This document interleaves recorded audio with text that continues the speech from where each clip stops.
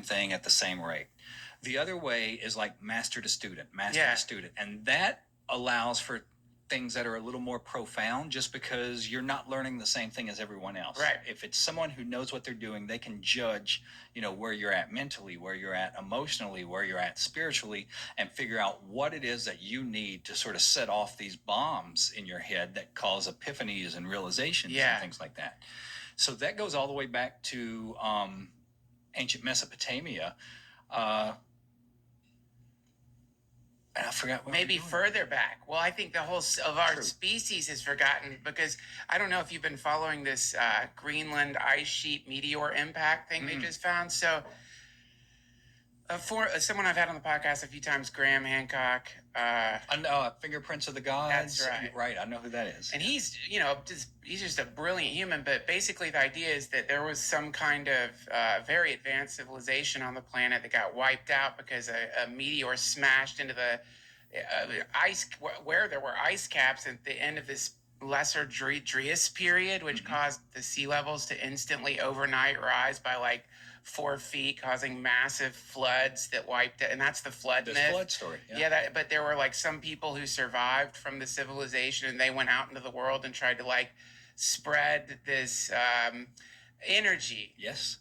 Right, which Absolutely. is the oral tradition, as you're calling it, which really kind of blows my mind. I want to talk a little bit about what you just said there, because it seems like what you're saying is that words themselves, or the energy behind, is it the words that have the energy, or is it the energy coming out of the person saying the words? Combination of both. For example, you can only pass the current if you've received the current. Like, you could say the exact same words that a person who's holding the current would say, and if you're not holding the current, it's not going to transmit. You have to be holding the current and have the right words. It's a combination of both. And that's why we have things, the energy behind it, that's where things like mantras come from. Right. Even if it's just things of that nature. It is very specific vibrations. Everything is energy. We're starting to learn from science now. It's just catching up to us. We think that what we experience out here is real. We think this table is solid. We think our bodies are solid. Yes. We think these bottles are solid. Almost nothing is actually solid. We know now from science that something like 0.001% of everything that we perceive actually has solid mass to it. Over 99% of what we perceive of a reality is empty space. Now we know that there's protons, neutrons, electrons, waves, particles, but they're just like these tiny little dots moving in infinite empty space. Yeah. We don't know what over 99% of the universe is made of because our senses do not allow us to perceive it. We can't even perceive the entire light spectrum. So all of this empty space is energy. Almost everything that exists is pure energy. The two things that I use whenever I'm teaching people magic that I rely on the most, number one is the Bible, and number two, as strange as it may sound, is that movie The Matrix. Okay. The thing I always bring up is that scene where Neo goes to see the Oracle and the little bald kid is in the room bending spoons, and Neo says, "How do you do that?" And the kid says, "Don't try to bend the spoon because that's impossible. Just know that there is no spoon." That's the key to causing some sort of manifestation in the physical world using magic. There's two reasons to do magic. One is for manifesting something, and that can be anything from a parking spot to the career you want, to the relationship you want to be in, whatever it is. All about creating something. The other reason for doing magic is what I call spiritual sustenance, where you are deliberately invoking energy and intelligences that you then absorb into your energy system, into your aura, to make you grow, make you change, trigger epiphanies, realizations, shifts in consciousness, things of that nature that allows you to, some of this sounds crazy, but what it does is allows you to see that current of energy. Everybody has human teachers in the beginning. We had, people that teach us magic, people that teach us meditation, whatever it is. But the point of what those teachers are trying to accomplish is to get your consciousness to a state where you start receiving what I refer to as downloads directly from divinity. When that happens, then magic itself, God itself, the divine architect of the universe, whatever you want to call it, starts to become your teacher. Once, most magical lodges and orders have a grade system. And part of this grade system, this is not anything, anywhere even remotely near the beginning. This is like after you've been doing this stuff for years. You reach the grade where it says from this point on, the magician will look at every single thing that they encounter, come in contact with, and experience as a direct dealing of God with your soul. Wow. From that point, that means there are no coincidences. If you are seeing something, if you are smelling something, if you are tasting something, it is God speaking directly to you. And the more you acknowledge that, pay attention to that, the more it starts happening in dramatic and really profound ways. So everything that exists is energy. That's why our voices, that's why our words are so important. That goes back once again to the Bible and the book of Genesis, whenever Adam is naming everything. He's given all these different animals names. There is power in our speech. We have the ability to shape reality with nothing but our vocal cords. Yeah. I always tell people, don't focus on what you don't want, focus on what you want. Most people spend their lives complaining about things they don't like. Yes. They constantly talk about what's wrong with the world. So you're adding power to it. You're giving it chi. You're feeding it. We're supposed to focus on what it is that we're wanting to move towards instead of away from. So if someone asks you, just for example, you don't have to lie when something is bad. If someone says, if you have a cold and someone says, "Are you sick?" That doesn't mean say no. It means say, "I'm getting better minute by minute." Oh, that's great. My wife, I wish you were here. She would love that. Thank you for the correction. I fucking do the first thing you said, but out of pure superstition. So if I'm sick, I definitely do. No, I'm fine. Oh shit, that's great. I'm getting better. This is passing. It's passing. Exactly. And just that example, when people are sick, people not only speak about the negative all the time, they also visualize it all the time. And they don't even realize they're visualizing it because they think, when you hear the word visualize, you think it's some profound thing that you're doing, in a room full of candles and incense and wearing a robe or something. We visualize all the time. Right. So, most people will say, "I hope I don't get the flu this year. The neighbors have it, and every time they have it, I end up getting it, and it's twice it." Well, whenever you're thinking about all that, what you're doing is visualizing yourself being sick. So you're putting energy into it. Yeah. You are manifesting something you don't want. That's what I mean about how everyone is doing magic all the time. They just don't realize it. The point of doing these practices is to harness that, to train that. So you're putting energy into creating the reality you want to experience instead of the reality that you're fearing. Because fear is a very real energy too. Yes, it is. And this, to me, this is, I think, why most of this type of teaching that you are engaged in is usually starts with a warning, which is this is real and it can be very, very, very dangerous if you haven't done the work to help dissipate that fear. And this is one of the topics I wanted to see if you could address, which is what can happen is that someone comes to this in a fear state. Mm-hmm. And because you're afraid, you're in a hurry. Usually, as they say, fear is cold anger, I've heard. So you're kind of in a hurry. You're angry, you're afraid, and you want some result. Mm-hmm. Rightfully so, man. It fucking, as I was like reading your book, and I'm in a terrible state right now because I'm studying Kagyu Buddhism with a really wonderful teacher, and I think part of that practice is you get in a pretty awful judgmental phase where you're like, this people must be careful, and we must all have a practice and discipline, and then fortunately with Kagyu Buddhism, once you've gotten into that state, that's when you start being shown how absolutely ridiculous that state is too, but I think a lot of that, what it comes from, people for some reason think when they think about spiritual practices, spirituality, they think that we're here to be one with God or, with, unity with all that exists, all this kind of stuff. Sure. And they think that's the only thing we're supposed to be aiming for. If that were the only thing we were supposed to be doing, we would have never been born because we were all that before we came here. Right. We come here for a very specific purpose. Yeah. In Buddhism, they call that purpose your dharma. In magic, we call it your will. This is what Crowley was talking about anytime he wrote about your will. Your will is your dharma.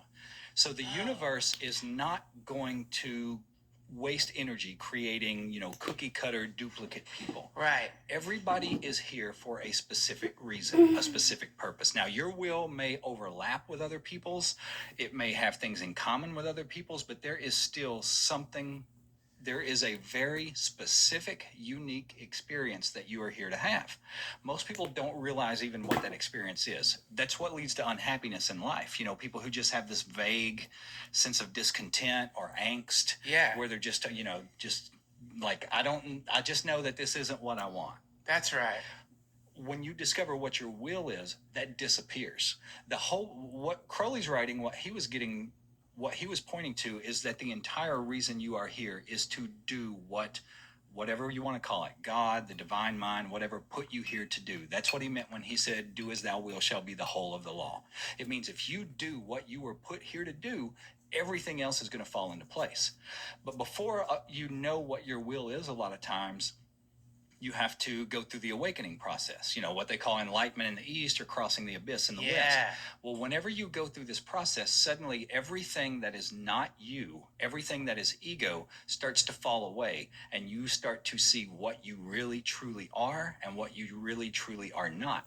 Now, when that happens, it will cause profound changes in your life, because 99% of what we do with our life is ego driven. And by ego, I don't mean, people, whenever they hear that word, they think it means somebody that's full of themselves. Right. And that's not what it means. Ego is anything within your psyche, anything within your consciousness that creates the illusion that you are separate from other people, from God, from the universe, from anything. Any sense of separation that you have is ego. Well, what happens whenever you transcend that, whenever that starts to disintegrate, whenever you start to see through the illusion of ego, you start to see what you're here for. And your first clue to what you're here for, what your will is what really makes you happy. What is it that when you do, you lose yourself in it? You get so immersed in it that you don't think about anything else. That's what your will is. Well, when you start to reach that point, you'll start to look around you and realize the mess you've made of your life. It could be something as profound, like the example that I give is I've seen, like people that say whenever they go through this process, they realized like they were born the wrong sex. Yes. Like suddenly I'm awake, I realize I don't want to be a man. Yeah. I want to have the experience of being a woman. That's what I'm here for. Well, if you suppress that and you say, that would upend my entire life, and you start pressing that down, then it's going to create psychic tension, force, and pressure that is going to then manifest in all sorts of ways. It's going to make you even more miserable in life. Yes, it could be anything from cancer to just all of your relationships to disintegrate, you lose your job, whatever it is, because you are basically fighting against God. Wow. Does that make sense? Yes. Who trained you? A little bit of everyone. A lot of what I had to learn, like technique-wise, when I was in prison, was through trial and error. I would just have to figure out things. And here's the thing I always tell people about magic is, people will say to me sometimes, well, I don't believe in magic. And I say, well, actually, what you mean is you've never done it, because magic works whether you believe it or not. That's like saying, I don't believe in meditation. If you're doing it and you're not seeing a result, that means you're not doing something exactly right, and you have to keep tweaking it, because none of our psyches are exactly the same. So the technique, or the way I do a specific technique, may work amazingly well for me, but you may have to tweak it a little bit, change it a little bit, do something slightly different before it triggers something in you. So I had to learn a lot of that. I also had teachers. I had, like I said, the Zen master from Japan. I had a chaos magic teacher, a guy named Stephen Mace. For people who want to look that name up, you can find, books that he's written out there. We corresponded when I was in prison. Also, since I've been out here, I've come in contact with people, like we were saying about this current of energy being passed on. Yes. What happens, I don't have very many friends just because magic is my life. I do this for hours and hours and hours a day. This is not something that I do as like a hobby or, something on the side. This is the focal point of my life. I can tell. Just like, sitting zazen is the focal point of a Zen priest's life. Yes. Magic is what I am. That's what I realized. That's why I wasn't miserable a lot of times when I was in prison. Yeah. Is because even in there, in a hellish situation, I was doing what I was put here to do, which was magic. That alleviates a lot of suffering. Right. But I also out here have a couple of friends that are as devoted and dedicated to this as I am. And we don't get together very often because we're all spending our time doing magic. But whenever we do meet, 2 or 3 times a year, the fact that we have all accumulated so much of this energy around ourselves through, what I call the process of like trying to get spiritual sustenance through these rituals, that whenever we do come in contact with each other, it usually triggers massive leaps, massive expansions in consciousness that would take us each, longer on our own than whenever you come in contact with other people who are doing it. Right.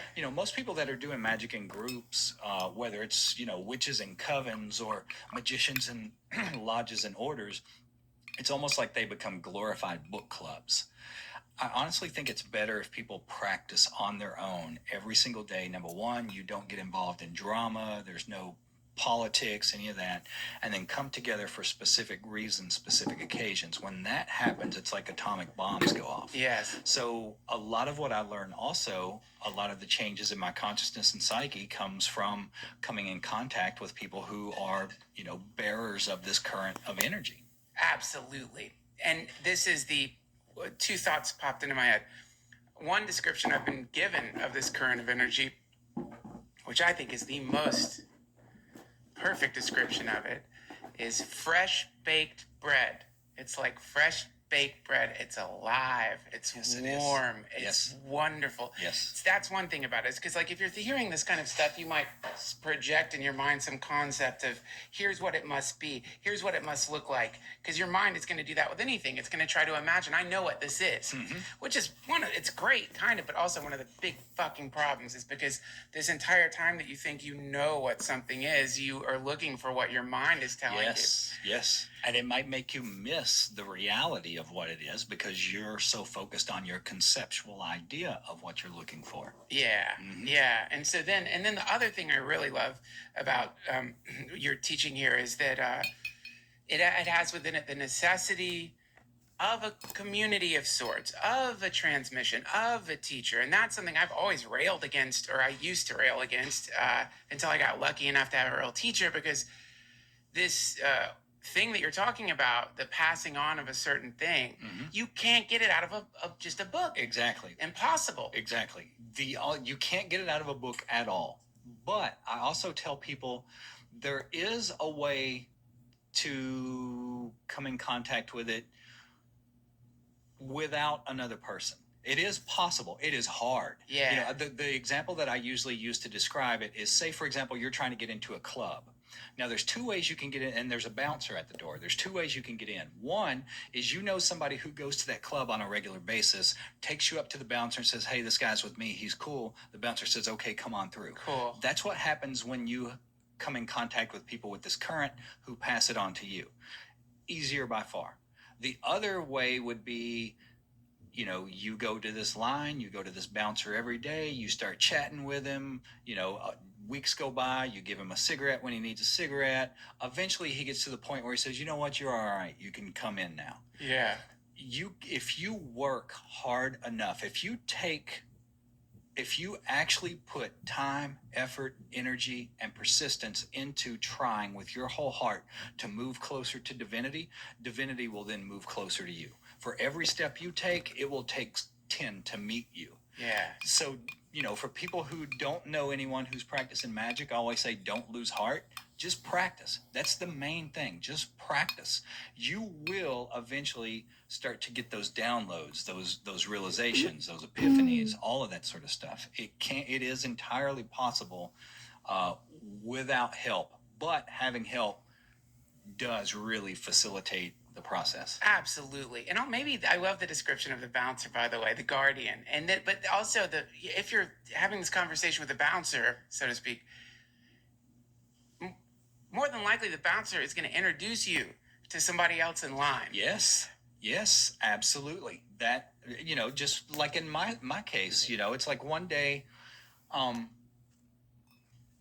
I didn't know these guys. I had actually gotten disenchanted and sort of disillusioned with the magic community. At one point I moved up to Massachusetts to Salem thinking, okay, there's all these stores that sell like magic paraphernalia and all this. So there must be like really hardcore practitioners there. So I want to go there and meet these people Right. and learn from these people. I get there and there was fucking nothing. Yeah. It was like a kind of like a tourist town. Yeah. Like stuff that was just for, um, selling to tourists who wanted to take it back home and say, look, I got this bottle of herbs in Salem or whatever. I gave up. I was thinking that no one was really doing these practices anymore, that everybody was what I would call armchair magicians. Yes. People who read the books or argued about it with other people on Facebook or whatever, but wasn't actually, doing what was going to lead to growth. It was then sort of giving up and letting go of that I did actually start to come in contact with people who were doing it. And I realized, oh, this isn't dead at all. This is a very alive current that there are people out there working with and passing on. Yeah, and they seem to want you to get out there and talk about it a little bit. I mean, that's the other side of it. It isn't as the I think there's a kind of graceful quality to the teachers who understand that, man, if I go slamming somebody with this right now, it's not going to be good for them. It's just going to Yes. confuse them. Yes. Or even worse, it's going to make them like turn their backs on something. Yep. This is why, you hear in Freemasonry, if you want to be a Mason, ask a Mason. They put that out there. Yes. It's